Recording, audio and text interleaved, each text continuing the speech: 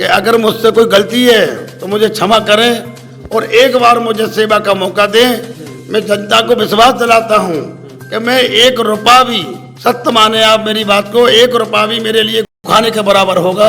मैं काम बिल्कुल ईमानदारी से करूंगा। मुझे एक बार मौका जरूर मिलना चाहिए। जेवर की ऐसी कोई भी देहरी नहीं है जहाँ मेरे बच्चों ने और मैंने अगर सिर नहीं झुकाया हो। और अगर बीजेपी से मैंने जो सिंबल मांगा है, अगर मुझे वो मिलता है तो मैं हाथ जोड़कर सिर झुकाकर स्वीकार करूंगा।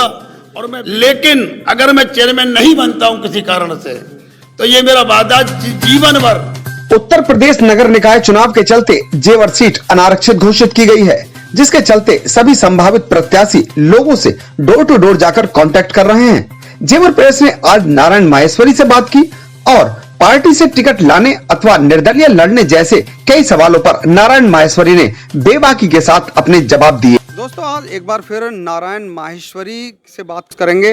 नारायण माहेश्वरी वही शख्स हैं जो कि मजबूती से दावा कर रहे हैं जेवर में चेयरमैनी पद के प्रत्याशी के पद को लेकर, और उन्हीं से आज फिर एक बार बात करेंगे, क्योंकि जब से सीट अनारक्षित हुई है उसके बाद में आज फिर एक बार हम नारायण माहेश्वरी के साथ बातचीत करेंगे। और ये जी, कैसे, क्या हालचाल है? बढ़िया साहब, बढ़िया। आप सुनाइए, कैसे हालचाल है? आपको बता दूं कि नारायण माहेश्वरी अभी तक ऐसे प्रत्याशी हैं जो कि जेवर में काफ़ी समय पहले से ही इन्होंने डिक्लेयर कर दिया था कि मुझे चेयरमैनी के पद के लिए ये इस वक्त दावेदारी करनी है।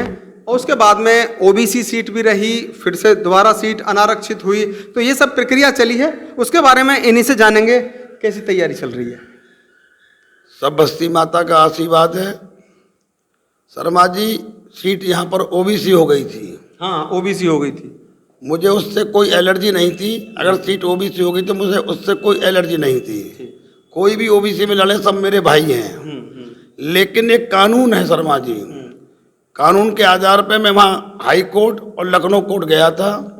मैंने रिट घेरी थी कि जो नियम है मुझे ये नियम समझाया जाएगा कि आखिर उसका क्रम क्या है सीटों का। क्योंकि पहले यहाँ पर SC BC सीट हो चुकी है, तो मैं केवल ये नहीं किया कि जी सीट को बदल दो। मैं तो केवल कानून से ये समझने गया था कि आखिर नियम क्या है। नियम मेरे समझ में आना चाहिए कि कहीं तो लगातार जनरल आ रही है और कहीं BC आ रही है, तो आखिर ये नियम क्या है। तो मैं इलाहाबाद कोर्ट में गया और लखनऊ कोर्ट गया। तो आपको एक बार बता दूं फिर से कि पहले जब जनरल सीट की उम्मीद लगाई जा रही थी जेवर में, लेकिन जब BC सीट हो गई थी, उसके बाद में नारायण माहेश्वरी ने रिट दायर की थी इलाहाबाद कोर्ट में, जिसके बाद ये पूरा मामला प्रक्रिया में आया और एक बार फिर से जेवर की सीट अनारक्षित हुई है, जिसके बाद ये प्रक्रिया चल रही है। काफी मेहनत की है हालांकि इन्होंने। अब वर्तमान स्थिति में क्या, किस तरह से देख रहे हैं, क्या कुछ हुआ, मुझे जानकारी चाहेंगे। वर्तमान स्थिति में ये था जी, हाई कोर्ट ने हमारे पक्ष में फैसला किया, मतलब सही फैसला किया कि भाई सीट सब आरक्षण कर दी जाए। तो मेरी वहाँ पर उन्होंने बात समझी और समझ के मेरे मतलब जज साहब ने सीट को जनरल कर दिया। मैं पूरी जेवर की जनता को हाथ जोड़ के निवेदन करता हूँ कि अगर मुझसे कोई गलती है तो मुझे क्षमा करें और एक बार मुझे सेवा का मौका दें। मैं जनता को विश्वास दिलाता हूँ कि मैं 1 रुपया भी, सत्य माने आप मेरी बात को, 1 रुपया भी मेरे लिए खाने के बराबर होगा। मैं काम बिल्कुल ईमानदारी से करूँगा। मुझे एक बार मौका जरूर मिलना चाहिए। मैंने जनता की 18 साल से सेवा की है। मैंने कोई ये नहीं है कि मैं अभी नई सेवा कर रहा हूँ। मैंने जनता की 18 साल से सेवा की है। ऐसा कोई भी जेवर में समाज नहीं है जहाँ मैंने सब बड़े बूढ़ों के आशीर्वाद नहीं लिया हो और जहाँ मैंने सेवा नहीं की हो। जेवर की ऐसी कोई भी देहरी नहीं है जहाँ मेरे बच्चों ने और मैंने अगर सिर नहीं झुकाया हो। और मैं जनता से यही अपील कर रहा हूँ कि एक बार मुझे मौका दें और देखें कि आपका बेटा कैसा है। अगर मैं खरा ना पाऊं तो जीवन में भगवान मेरी कभी भी हमेशा हानि करे, मुझे कभी खुश ना रखे। तो ये नारायण माहेश्वरी का स्टाइल है, खुलकर अपनी बात कहते हैं, बेबाक तरीके से कह रहे हैं। काफी पिछले समय में जब चेयरमैन की बातें भी नहीं भी होती थी, तब से मन बना लिया था, सेवा कर रहे थे लोगों की, और खुलकर अपनी बात अभी भी आपके सामने रख रहे हैं। और वैसा ही रिजल्ट, प्रतिफल आप लोगों से हमें सुनने को भी मिल रहा है। अच्छा बौरे जी, एक बात बताइए कि सामने बात यह आ रही है कि भारतीय जनता पार्टी से टिकट लेने के लिए आप प्रयासरत हैं, तो क्या इस तरह की प्रक्रिया चल रही है? देखो जी, हमारा परिवार जो सत्यता है, हमारा परिवार मोदी जी और योगी जी। सत्यता ये है कि हम योगी जी और मोदी जी को मानते हैं। हम हमेशा मोदी जी के साथ हैं और योगी जी के साथ हैं। अब आपका जो प्रश्न ये है कि क्या मैंने जो टिकट मांगी है, तो मैं आपको बता दूं कि हाँ, मैंने मांगी है। मैंने अरदास लगाई है, सभी बीजेपी के कार्यकर्ताओं के घर पे भी गया हूँ। मैंने उनसे कहा है, मैंने कि भाई एक बार मुझे भी मौका दे दो, और अगर बीजेपी से मैंने जो सिंबल मांगा है, अगर मुझे वो मिलता है तो मैं हाथ जोड़कर सिर झुकाकर स्वीकार करूंगा और मैं बीजेपी से चुनाव जरूर लड़ूंगा। अच्छा, भारतीय जनता पार्टी से टिकट नहीं हो पाती है, उस विकल्प में क्या करेंगे? मैं निर्दलीय लड़ूंगा। मुझे एक बार जनता मुझे लड़ा रही है, मैं नहीं लड़ रहा। जनता मुझसे कह रही है कि आपको चुनाव लड़ना है। मेरी कोई तमन्ना नहीं है, लेकिन जनता जनार्दन, जनता सर्वप्रिय है। जनता का जो निर्णय होगा वो सर्वमान्य होगा। जनता ने मुझे आकर आशीर्वाद दिया है और मैंने जनता से जाके आशीर्वाद लिया है।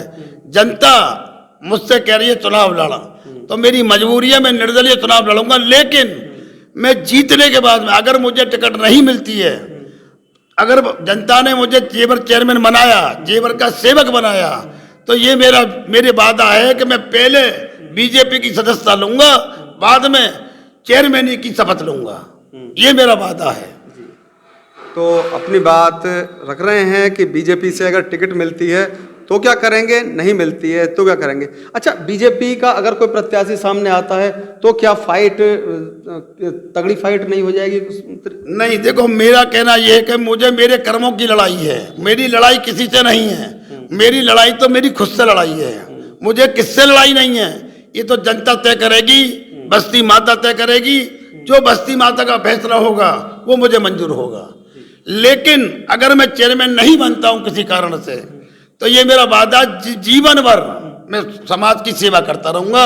मुझे चेयरमैनी की ऐसी कोई भूख ना कि मैं चेयरमैन बनूं, लेकिन जनता जो मुझसे कह रही है उसके आधार पर मैं चुनाव लड़ रहा हूं।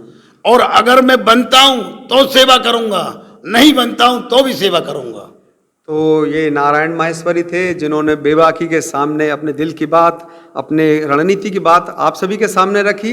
देखते हैं आगामी समय में क्या कुछ प्रक्रियाएं होती हैं, क्या कुछ बदलाव होता है। और देखो, जो भी प्रत्याशी बीजेपी के टिकट मांग रहे हैं वो भी सब मेरे भाई हैं, मेरे परिवार के हिस्सा हैं। उनसे मेरी कोई लड़ाई नहीं है। मेरे सब भाई हैं, मेरे बड़े हैं, कोई मेरे छोटे भाई हैं। बीजेपी में ही जीवन काटूंगा। मोदी जी मेरे गुरु हैं, मेरे पिता समान हैं। योगी जी भी मेरे पिता समान हैं। मेरा जीवन ही योगी जी और मोदी जी। तिरंगा यात्रा निकली थी, मैंने बढ़ चढ़ के हिस्सा लिया था।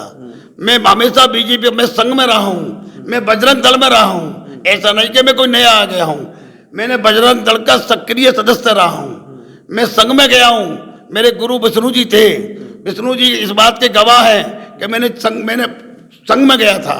मेरे भाई का जीवन, पूरे जीवन उन्होंने संघ में बिताया है। तो मैं सभी से जेवर बस्ती माता से कहना चाहता हूं कि ऐसे मन में भाव ना रखें। मैं सभी बीजेपी के कार्यकर्ता, सभी भाइयों से हाथ जोड़ से निवेदन करता हूं कि अगर पार्टी मुझे टिकट दे तो मैं सबसे हाथ जोड़ के कहता हूं कि मेरा साथ दो। और मैं नहीं, मोदी जी और योगी जी और मेरे बीजेपी के कार्यकर्ता जैसा आदेश करेंगे वो मानूंगा। नितेश चौंकर के साथ चंचल कुमार शर्मा, जेवर प्रेस के लिए।